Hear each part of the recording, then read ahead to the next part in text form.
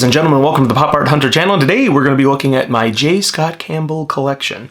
Now this includes art prints, it includes some statues, and includes a couple other random things not part of this fairy tale series. But we'll be taking a look at those. You can see quite a few hanging around my room here, and so we're going to be looking at them a little bit more closely and all the pieces that I have. We might not go through every single piece because I have dozens and dozens and dozens, but we'll do just a general overview of them in case you're interested. So let's go ahead and get started. So these are some Wizard of Oz pieces that I have. They're from different series. One is color, one is sort of a sepia, black and white down there. I was going to say black and white, but it's a sepia tone. This one actually is kind of cool because it's an artist proof. So it's artist proof 12 out of 12. So that's kind of a neat piece. And then the other ones are different numbered of series. So this one's out of 200 as an example. And they range all the way from, I think 50 to 200, I think is the max. Or might be at 250, but I think 200 might be the max. This is not from the Fairy Tale Fantasy series. This is an offshoot one, which I have a couple different ones like that. Here are some others, and I'm not going to flip through and show you everything in great detail, but I'll just show you some of the different prints. These are from the Fairy Tale Fantasy series. These are some new ones that I was just able to obtain. I don't have the color version of this, but this is the black and white pencil version of that, which I have one more like that from The Little Mermaid, which I have a separate video on. Yeah, so these are all from that same series. Yeah, here's the Little Mermaid one, and there's the black and white sketch. So I have like both of those. This one right here is actually, I think, the basis for the next statue from Sideshow Toys and J Scott Campbell. So I think this is the baseline figure.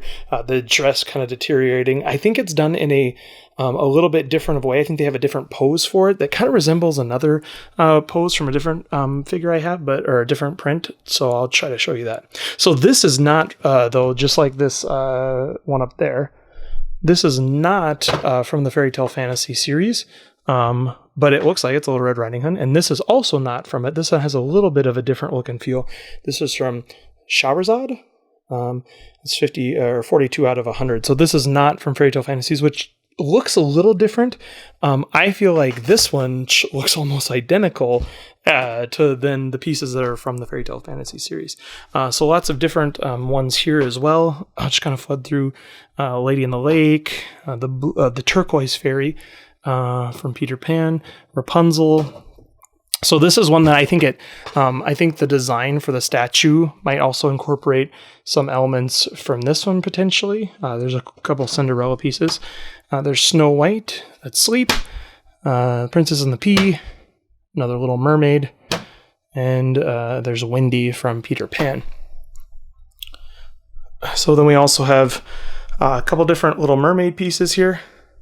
And then again, this Little Mermaid is part of that, kind of informs that statue. Similarly, we got Tinkerbell, and then Tinkerbell there, which informs the statue. And we have Alice in Wonderland, and that is the print that informs the statue.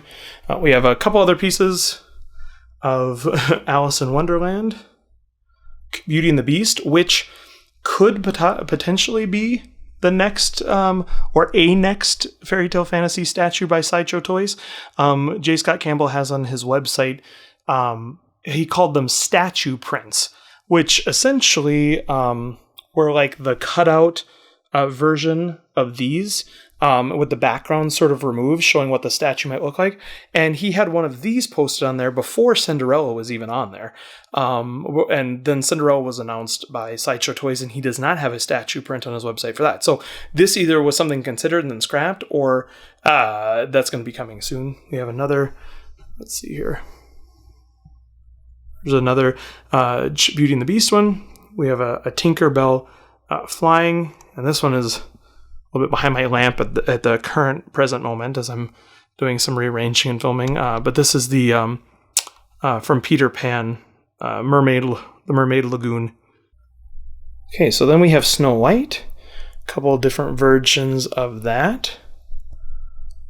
And then I like these a lot. So this is Hansel and Gretel. We also have Little Bo Peep. So I kind of enjoy these fairy tale, like nursery rhyme characters. There's Sleeping Beauty. I like Little Miss Muffet. I think is fun. We have Goldilocks and the Three Bears. We've got Little Red Riding Hood again with the wolf in the bed, all menacing and sharp. And then we've got Rapunzel. We also did a separate video on this earlier, but this is Austin Powers, like the comic book that didn't actually make it. It didn't actually happen. But this is another J Scott Campbell piece within my collection, not part of the other series, and starkly different from the others as well. So that's my J Scott Campbell collection. I love them. I think they're really cool. I think that they're only going to increase in value. I think the subject matter is fun. It hits multiple different levels. If you grew up with fairy tales or Disney movies and stuff like that, these are some of the characters you know and love. They are in that kind of pinup style, like some of the old Gil Elfgren and Zoe Mozart and stuff like that. And so they kind of meet that sort of need, that vintage kind of pinup model, and then also they're just cool pieces of art. And if you like certain types of art, this meets the comic book art. But if you don't even care for comic books, these can stand alone as well. And so I think they're really neat. I think they meet many of those different categories for people. And so long term, I think they're going to be a nice asset.